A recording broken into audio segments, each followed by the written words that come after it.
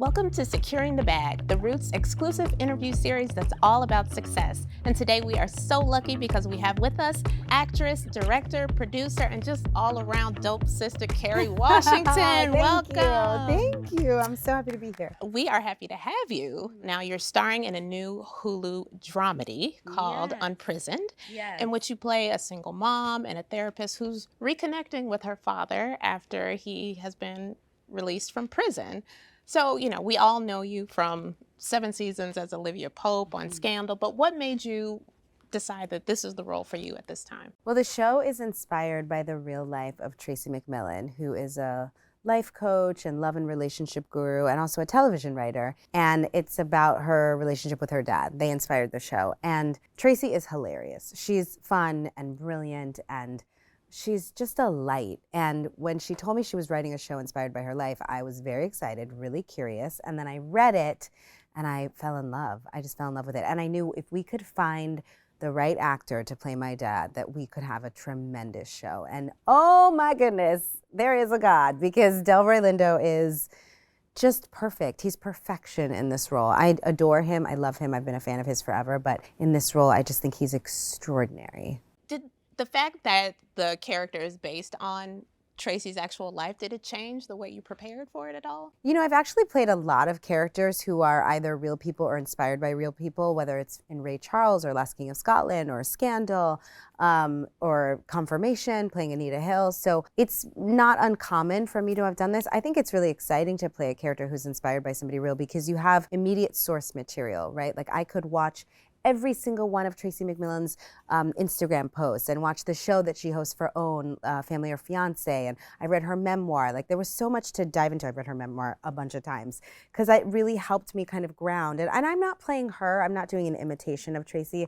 Paige is inspired by Tracy. So all of that research and work was a really great jumping off place. But I love doing research. So, having the real source material is very helpful. We all know that you do your thing in front of the camera, but people may not be aware of the fact that you have directed and that you have your own production company. And so I'd love for you to talk just a little bit about what made you decide that that was something that you wanted to do and why you felt like it was so important. My production company is called Simpson Street. It's actually named after the street in the Bronx that my mother grew up on, because when we tell stories about my family, my mom's family, Simpson Street is kind of her once upon a time. It's where it all started for my family in New York City. My grandparents came here from Jamaica. They immigrated through Ellis Island.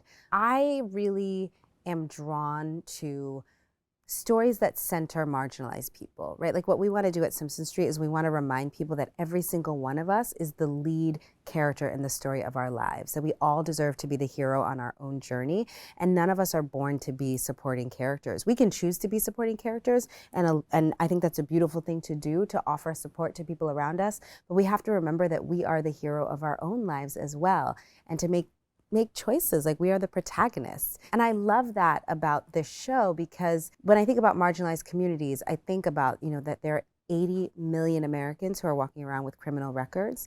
So the fact that those stories, that we haven't centered stories of reentry, that we haven't centered stories about what it means to be a returning citizen and how hard it is and what it means to love a returning citizen, somebody who's trying to re-enter society after being part of the prison industrial complex. I think it's really important to center those stories and say those folks are the heroes of their lives, and to kind of turn some of our stereotypes about what it means to be a person who's formerly incarcerated, what it means to be a person who's been in prison. And I think we're doing that with the show in a lot of ways. Absolutely. And it's really funny, it's too. So fun. It's so fun.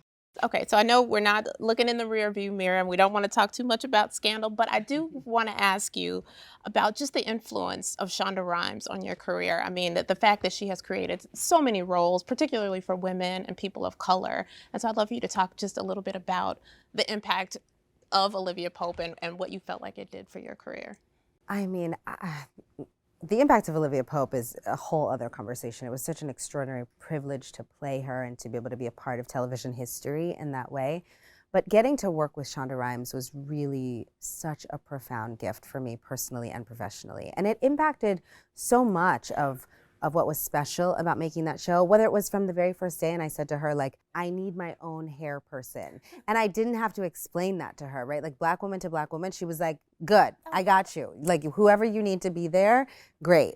To even like working with a woman who centers family and who really like values the importance of family. So there are a lot of situations where a woman might tell her boss that she's pregnant and the immediate reaction is like, oh crap, what are we gonna do? And how is this gonna affect the business? I told Shonda Rhimes I was pregnant when I was first pregnant on Scandal. She literally jumped up and down in my trailer with joy. Like to get that kind of support, that kind of humanity, that kind of mirroring from your boss is tremendous. You have a successful career, but you're also a mom. And I just wonder, how has your perspective changed since you've become a parent? Do you look at roles differently? Does it affect, the kind of the choices you make? I think so. I think it was interesting that I became a mom during those Scandal years, playing a character who was adamantly against becoming a mom. Like Olivia Pope really chose not to have children. She had the first televised abortions on camera on the show, and that had never been done before. Characters that had abortions, but we'd never seen them on the operating tables. So I noticed that since Scandal has ended, I have really been drawn to stories where I get to explore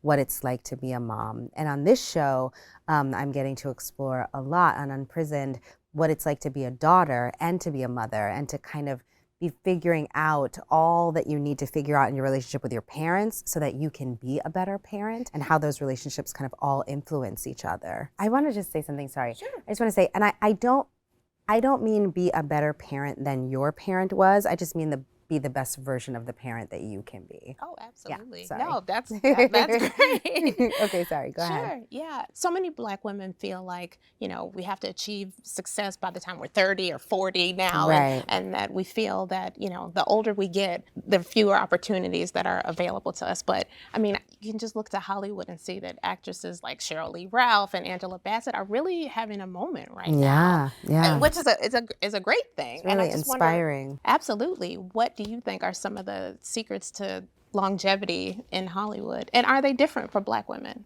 Well, we're lucky that Black don't crack, so we have that. There you go.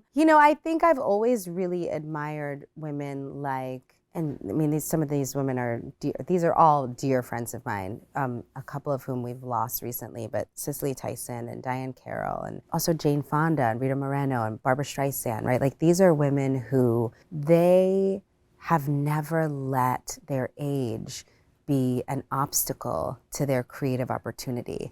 They continue to evolve and grow and challenge themselves as artists. And they just show up for the creative vulnerability to take new risks and tell new stories. And I think that we're better for it as a society and a culture.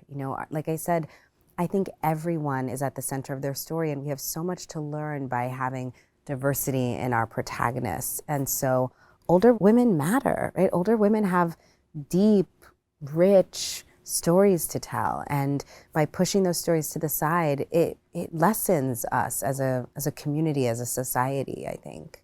I have to ask. Okay. About self-care. I mean, you are someone who is constantly in the spotlight, and on a day like today where probably 1 million people have asked you, is there going to be a Scandal reboot? You're probably ready to scream. What do you do to take care of yourself? I think it's an ever-evolving conversation I have with myself on trying to figure out what I need in order to take care of myself. But there are some, I like to call them my minimums. My minimums are I try to drink at least 2 liters of water a day, at least, usually 3 or 4. I try to move every day, some form of exercise, or whether it's restorative yoga or a hardcore workout or Pilates, whatever it is, I try to move my body every day. I try to eat whole foods, stuff that's not too processed. I'm writing this all down. I mean, I try, right? Like these are the minimums. And I try to make sure that I'm connected to loving relationships, because I think sometimes we put so much focus on achievement and the doing, and going, but I really have to pour into my kids, pour into my marriage, pour into those relationships that keep me in community and grounded, friends, really good friends. I'm really working on doing better with the sleep. I'm not great with the sleep. Not easy, especially when you have kids. Yeah, it's like when I have the time. I want to stay up that extra hour to have that time with my husband, or get up that extra hour to exercise so that I'm fully focused on my kids by the time they wake up. Like, getting it all in is a lot, but I know that I need to do better with the sleep. All the studies tell me I need to do better with the sleep, so I'm going to try to do better with the sleep. But that's, I think those are some of the minimums for me, food, water, exercise. You have to get the sleep maybe in your contracts. I will only do this role if you allow The me to problem sleep is 8 right now hours. that I'm producing and directing, I'm sort of one of those people who's in charge. Like, we got to get up early. And I'm like, oh no. Well, this was such a great conversation, and I want to thank you, Kerry Washington, for Thank coming by and you. talking to us at The Root. Thank you so much. I love Unprisoned. I'm really proud of it. So thank you for having me on to be able to talk about it.